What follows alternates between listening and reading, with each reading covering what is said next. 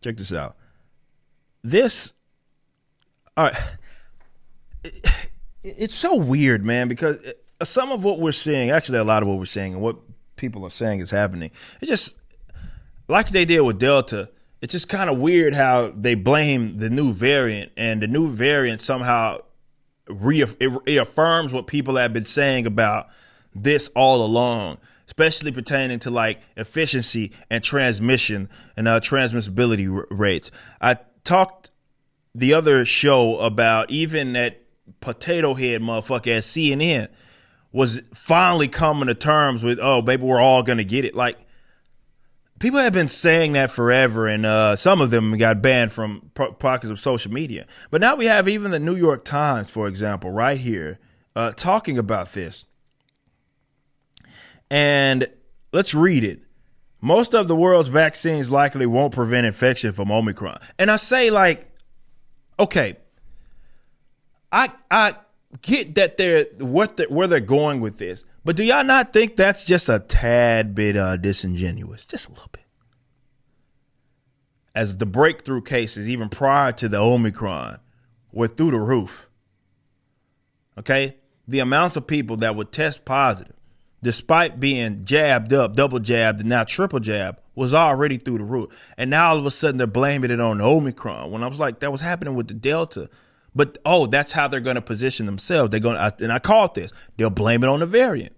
They'll say, well, it's the variant that's somehow avoiding this. Yeah, I know initially back in March, Dr. Rochelle Walensky said that people weren't catching it and weren't getting sick. Joe Biden couldn't stop talking about in town halls that, well, people that were getting the jab weren't getting COVID. And now until they did. But let's read a little bit of this. From Stephanie Nolan, says a growing body of preliminary research suggests COVID vaccines used in most of the world offers almost no defense against becoming infected by the highly contagious Omicron variant. Again, if you said that, it just flat out said it, even if the CDC had, after they came out, because by August the 6th, the CDC was saying, okay, we know it doesn't prevent transmission. Still, people would get upset at you for daring to mention that. All vaccines still provide a significant degree of protection against serious illness from Omicron, which is most crucial goal. That's a goalpost switch. I need a goalpost switch. I need people to understand that and don't have such a short-term memory that you forget that initially the vaccine was being sold, that it was going to prevent you from getting it until it didn't. Don't let them just, we never said. Nope, they said that. We got the receipts. So now they're basically saying what I had said that it was, at best, it's a therapeutic. It's a symptom mitigator. Because people are it's a symptom mitigator, not what you think of more of a classical vaccination. But only the Pfizer and Moderna shots, when reinforced by a booster, appear to have initial success at stopping infections, and those vaccines are unavailable to most of the world. The other shots, including those from AstraZeneca, Johnson & Johnson, and vaccines manufactured in China and Russia, do little or nothing to stop the Omicron, early research shows. Somebody need to look at this woman and just make sure that Pfizer's not paying her. And because most countries have built their inoculation programs around these vaccines, the gap could have profound impact on the course of the pandemic. Imagine that. We're going to blame everybody else. A global surge of infections in a world where billions of people remain unvaccinated not only threatens the health of vulnerable individuals, but also increases the opportunity for the emergence of more variants. The disparity in the ability of countries to weather the pandemic will almost certainly deepen.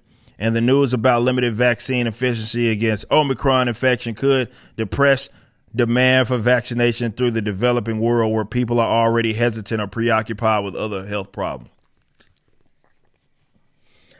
The way they talk about this jab is almost as if there's nothing else that exists in the world, and that the default is getting a jab for the Modelo virus, 19 virus, or whatever.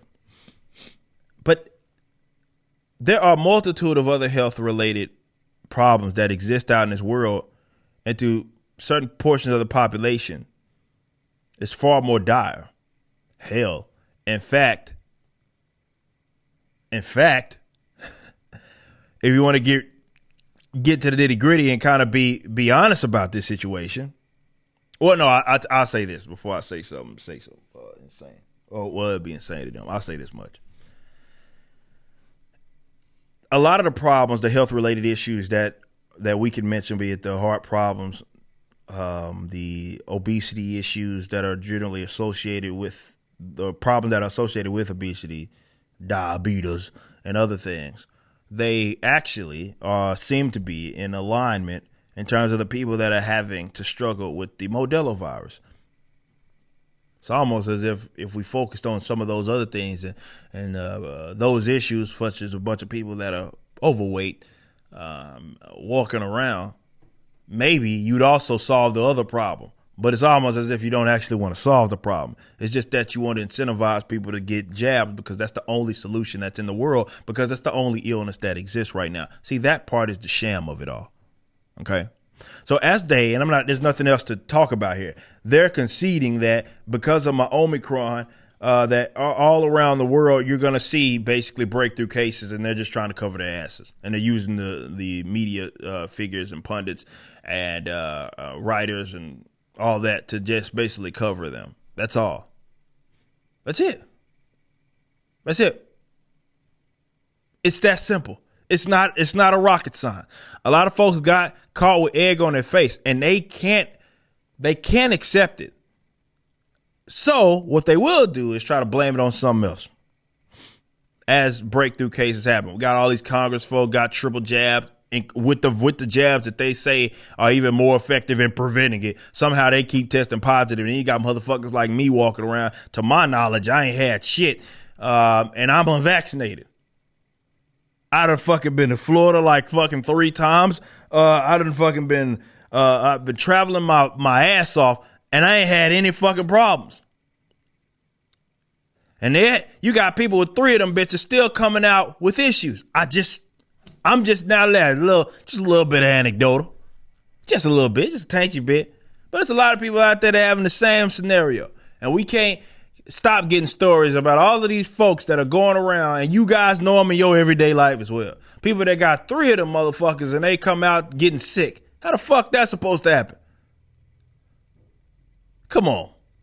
You just watched a clip from my podcast, For Canon's Sake. Catch us live at 12 p.m. throughout the week over at youtube.com/YoungRipper59 and follow us over at odyssey.com/@YoungRipper59. If you want to watch the entire video cast after the show is over, just be sure to become a member on the YouTube channel. Of course, the full audio portion of the podcast is available for free on all major digital platforms, or just visit forcanonsake.com.